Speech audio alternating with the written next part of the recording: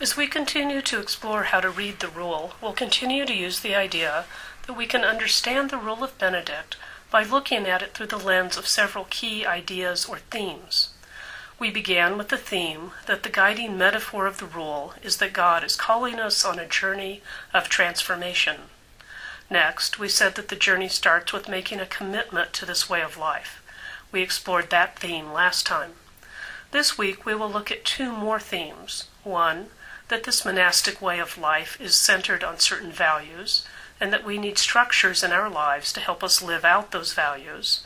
And two, that we need accountability and support to truly make progress in this way of life. In this section, we are going to be reviewing some of the topics that we covered in section 2. Our focus here will not only be on reading the rule, but also on how we can begin to translate these ideas and principles into our own lives. We will look at identifying our own key values, at life structures that help us live out our values, and how we get help to do all this. To identify our values, the questions we'll be asking include, what is most important to me in my life? What are some of the things that I can identify as the center of my life? What are some of my non-negotiables? This is how we begin to define our key values. Next, we ask, how does my lifestyle help me live out my values? What are some of the concrete things I can do to help make sure I live out my values? These are the things that are the structures of our life. Finally, we can ask, who and what helps me make progress? Where does my support come from? Are there friends, institutions, groups that help me keep on track? These are the sources of our support and accountability. These are questions to spend considerable time with on this week and beyond. When we begin to identify what is most important to us in our lives, we can begin to structure our life in such a way as to live out our values and get support for our journey. This week, we will spend more time looking at specific chapters of the rule to get more experience in how to read the Rule of Benedict and to explore some specific values and structures and to look at the idea of support and accountability. We'll begin by coming back to a key element of Benedictine life, silence. Listen to Chapter 6, Restraint of Speech. Let us follow the prophet's counsel. I said, I have resolved to keep watch over my ways, that I may never sin with my tongue. I have put a guard on my mouth. I was silent and was humbled, and I refrained even from good words. Here, the prophet indicates that there are times when good words are to be left unsaid out of esteem for silence. For all the more reason, then, should evil speech be curbed, so that punishment for sin may be avoided. Indeed, so important is silence that permission to speak should seldom be granted, even to mature disciples, no matter how good or holy or constructive their talk. Because it is written, in a flood of words you will not avoid sin, and elsewhere, the tongue holds the key to life and death. Speaking and teaching are the master's task. The disciple is to be silent and listen. Therefore, any request to a superior should be made with all humility and respectful submission. We absolutely condemn in all places any vulgarity and gossip and talk leading to laughter, and we do not permit a disciple to engage in words of that kind. So as we look at this chapter, we'll go through the steps of how to read the rule that we talked about earlier. First, try to summarize the chapter. What are Benedict's main points? I think we can focus on two things. Number one, speech is often the source of sin. Second, because of that, people should be very careful of their speech. This chapter could be summarized in other ways, but this gives a sense of the main points. Next, we ask, how does this chapter fit into the list of 7 main themes for understanding the rule? Again, there isn't one absolute answer. The key themes are an artificial construct. But I think it is very safe to say that restraint of speech being very careful about what we say, is a very important value for Benedict. When we see that Benedict also proposes guidelines for when people are to speak, how they are to ask for permission to speak, we see that he is creating a structure within monastic life to help people live out this value. So this chapter fits into the key theme that Benedict organizes monastic life around key values and structures that help us live out those values.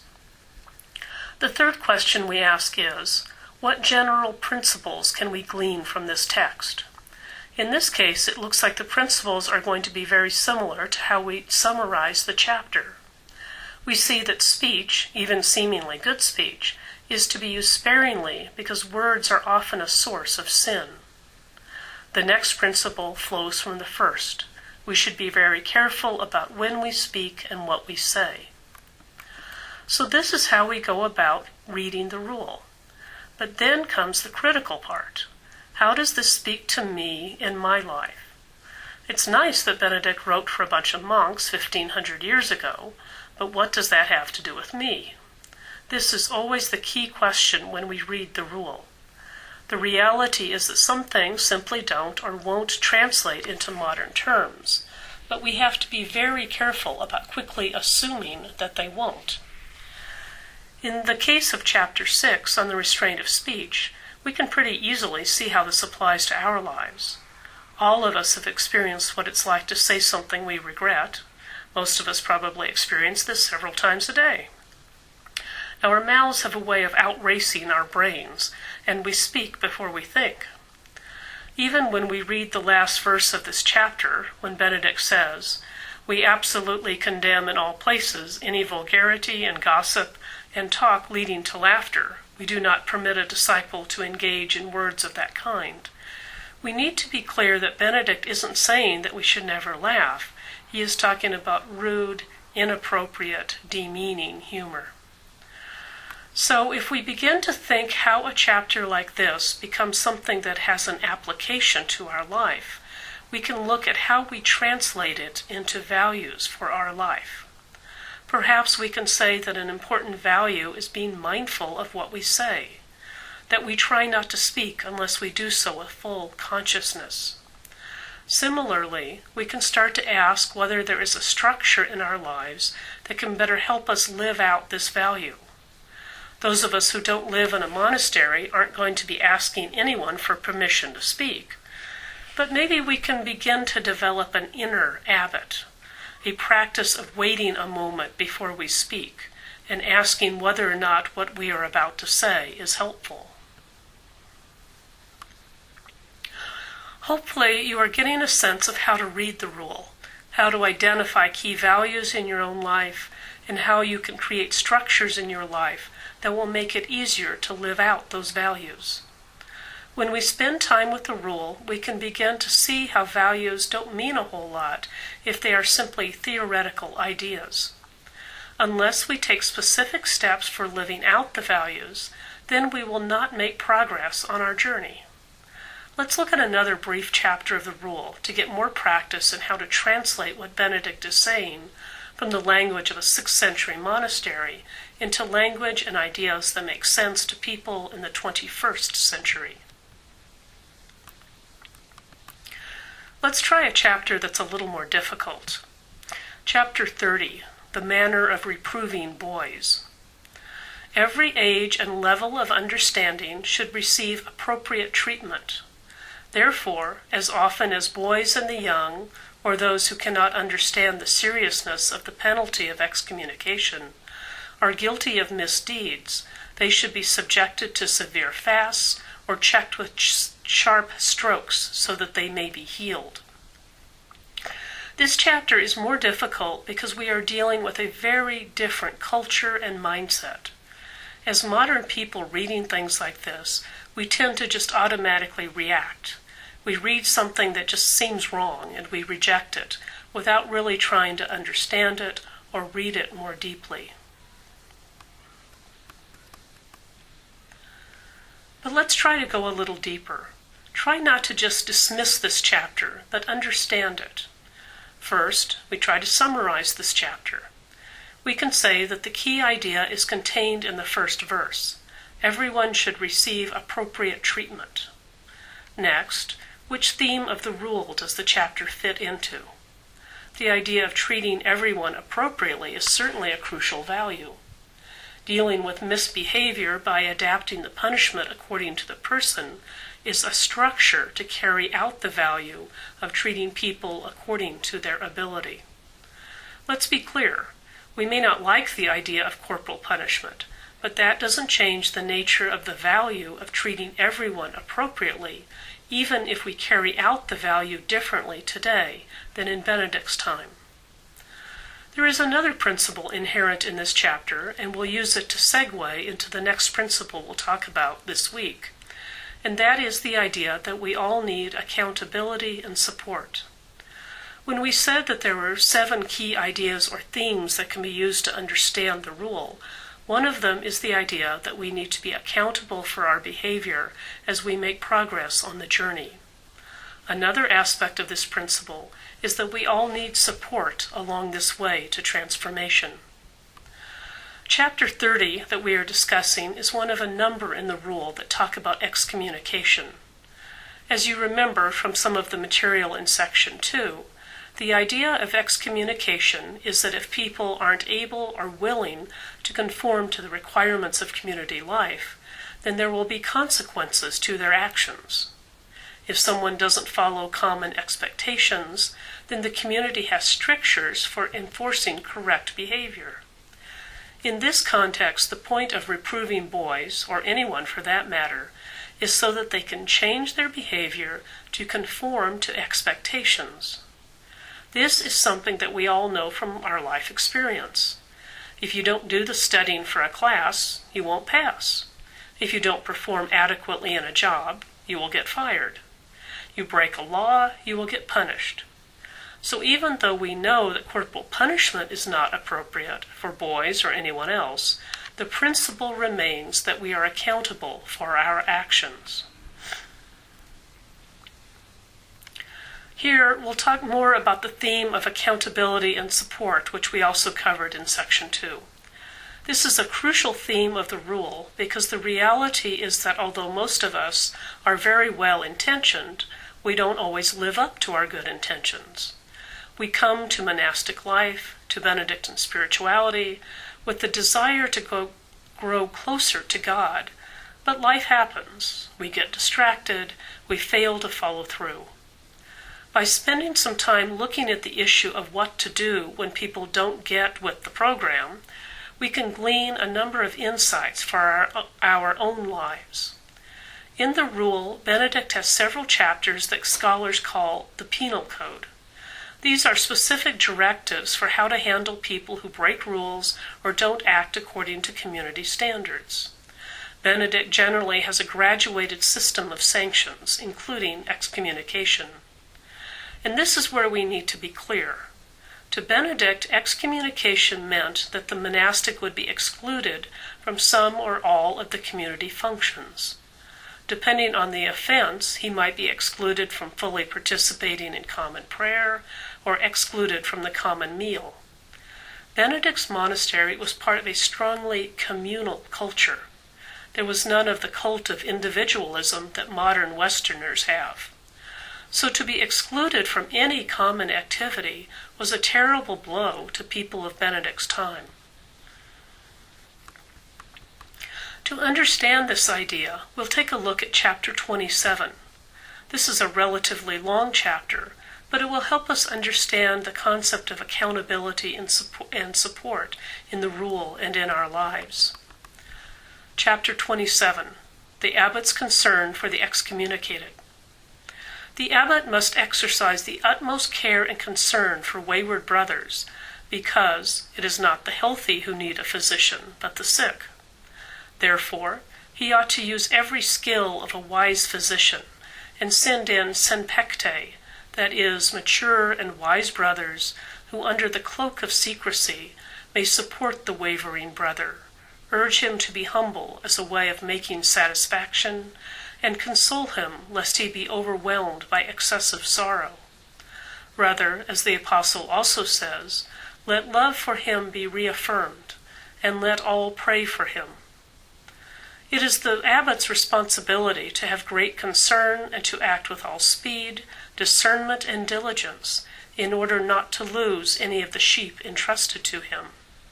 He should realize that he has undertaken care of the sick, not tyranny over the healthy. Let him also fear the threat of the prophet, in which God says, "What you saw to be fat you claimed for yourselves, and what was weak you cast aside." He is to imitate the loving example of the Good Shepherd, who left the 99 sheep in the mountains and went in search of the one sheep that had strayed. So great was his compassion for its weakness that he mercifully placed it on his sacred shoulders and so carried it back to the flock. Let's analyze this chapter. To summarize the chapter, we'll say that the abbot is supposed to act like a caring shepherd in relation to the excommunicated community members. His concern isn't punishment, but healing them and bringing them back to community. Next, we ask how this chapter fits into the 7 major themes that we identified in the rule. Since we've been talking about accountability and support for a while now, and since this is a chapter about what happens when people have been excommunicated, it seems pretty clear that this is the theme.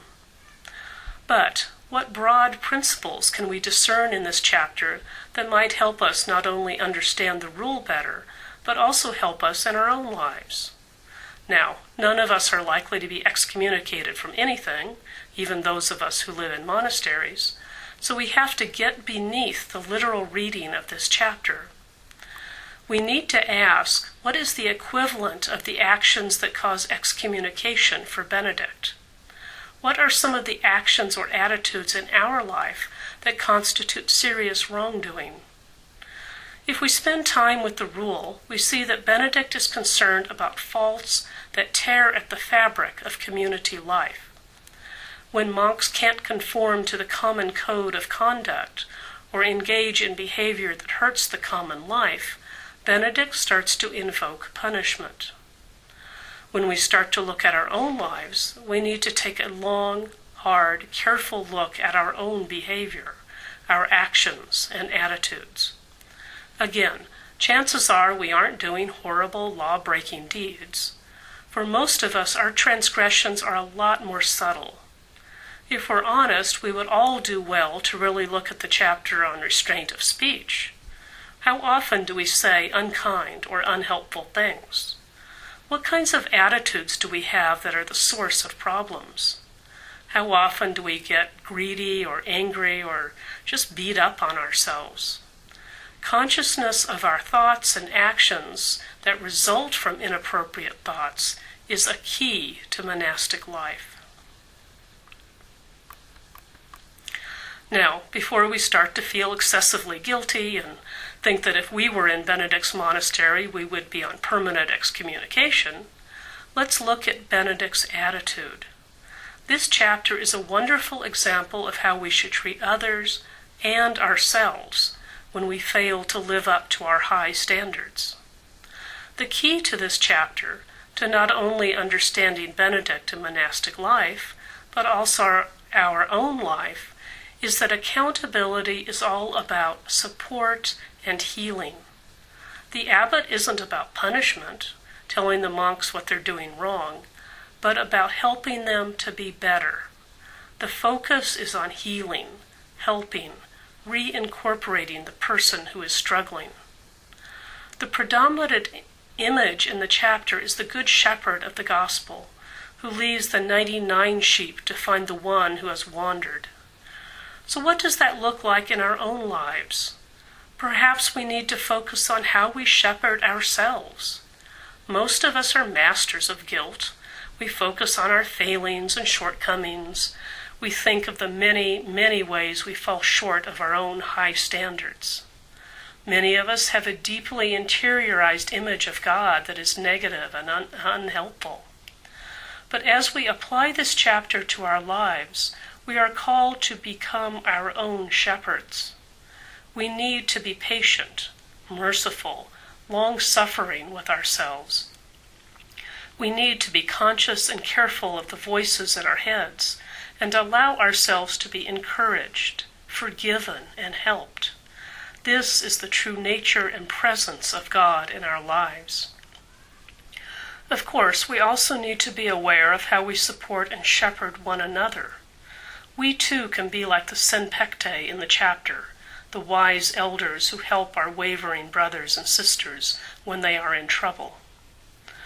As you begin to read the rule for yourself, study it, do Lectio with it, hopefully you will begin to see more ways that its principles can help you in your spiritual journey. Then, next time, we will look at some of the attitudes and actions that may hinder us on our journey.